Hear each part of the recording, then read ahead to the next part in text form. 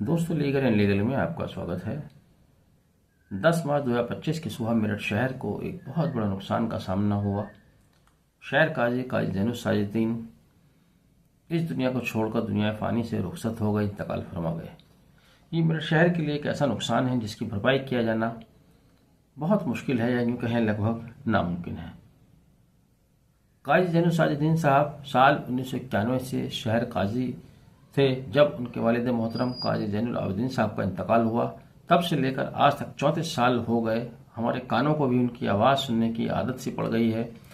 ईद और बकरीद के दिन ख़ास तौर से उनका खुतबा और उनके मार्फत जो नमाज पढ़ाई जाती थी, इस आने वाले ईद पर वो आवाज़ अब नहीं सुनाई देगी। रमज़ान की 11वीं शब रात 1:30 से 2 बजे के बीच उनको सुपुर्द खाक किया गया। 10 बजे नमाज जनाजा हुई। शहर जामा मस्जिद से जब उनका जनाजा लेकर चलने की तैयारी थी, उस वक्त शहर के कोई गली, कोई मोहल्ला, कोई सड़क ऐसा नहीं थी जो जामा मस्जिद की तरफ ना जाती हो। लोग बदहवास से दिखाई दे रहे थे और सभी उनकी मैयत को कांधा देने के लिए बेचैन और बेताब नजर आ रहे थे। हज़ारों और लाखों की तादाद में लोग सड़कों पर थे। रात 1, 1:30, 2 बजे तक ये भीड़ दस की तस बनी रही। प्रशासन की तरफ से भी बेहतरीन इंतजाम किए गए, लेकिन इतनी ज़्यादा भीड़ के आगे वो कहीं ना कहीं दिल मिल गए। बहरहाल शहर काजी जैनुल साजिदीन को हमेशा एक अच्छे आलिम दीन की शक्ल में जाना जाएगा।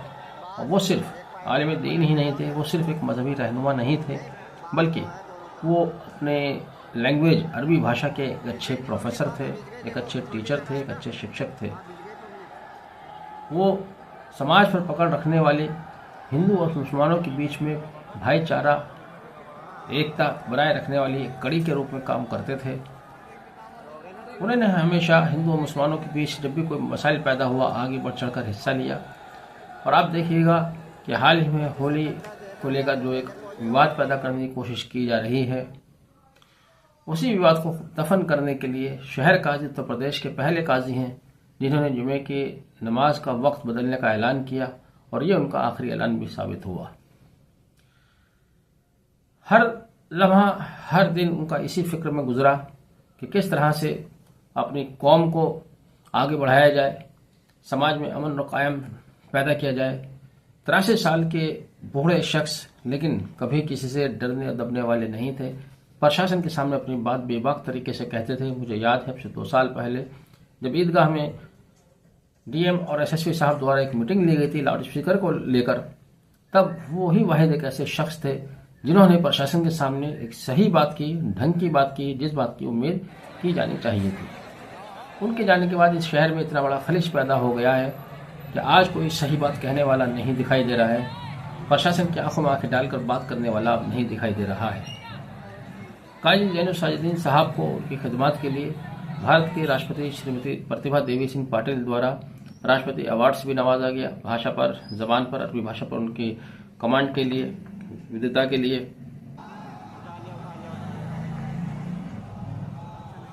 ये दुनिया है, दुनिया इसी तरह से चलती आई है, इसी तरह से चलती रहेगी। एक और काजी जैनुल साजिदीन का जनाजा लाखों की भीड़ के बीच में जा रहा है, और हालात की मजबूरी होती है, वक्त की मांग होती है। उसी भीड़ के बीच में उनके बेटे सालेकीन सिद्दीकी साहब की दस्तारबंदी की गई और उनको शहर का नया काजी मुंतखब किया गया।